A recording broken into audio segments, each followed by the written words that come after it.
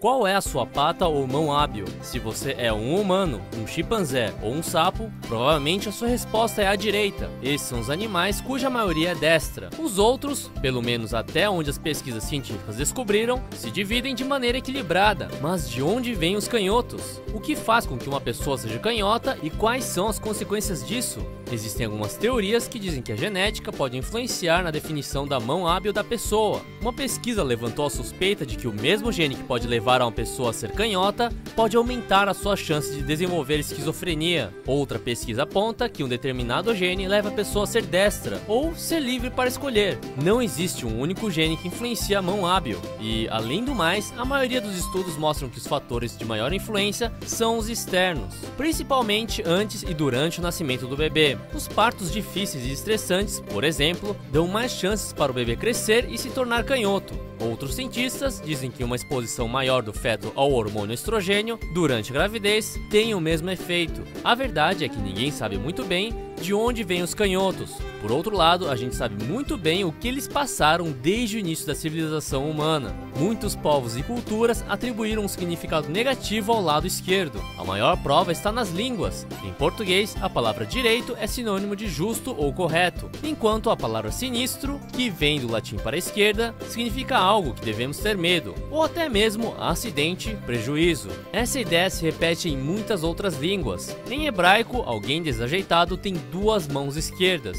Se a pessoa for uma catástrofe ambulante, ela tem 4 mãos esquerdas. Até hoje, em uma língua de Gana na África, quando se diz que uma pessoa dormiu sobre o seu lado esquerdo, significa que ela está morta. É por isso que muitas sociedades discriminavam e ainda discriminam os canhotos. Até pouco tempo atrás, era comum as professoras forçarem os canhotos a escreverem com a mão direita. O problema não é só o constrangimento e as punições. Essa conversão forçada pode causar problemas de fala e aprendizado, como gagueira e dislexia. E mesmo sem essas dificuldades impostas, os canhotos ainda têm que enfrentar os obstáculos de um mundo habitado por destros. Muitos objetos são feitos para se usar com a mão direita, desde réguas e tesouras, passando por instrumentos musicais, câmeras fotográficas e até mesmo ferramentas perigosas, como serras circulares. Se adaptar a um mundo que não foi feito para você, talvez seja um dos motivos para alguns estudos apontarem que os canhotos, em média, são mais inteligentes do que os destros. A média salarial deles também é a mais alta, e eles têm uma vantagem distinta em alguns esportes, como tênis, esgrima e artes marciais. A vantagem nos esportes se dá porque, quando os canhotos estão acostumados a enfrentar os destros raramente enfrentam canhotos, e assim são despreparados para golpes e reações vindo do lado contrário.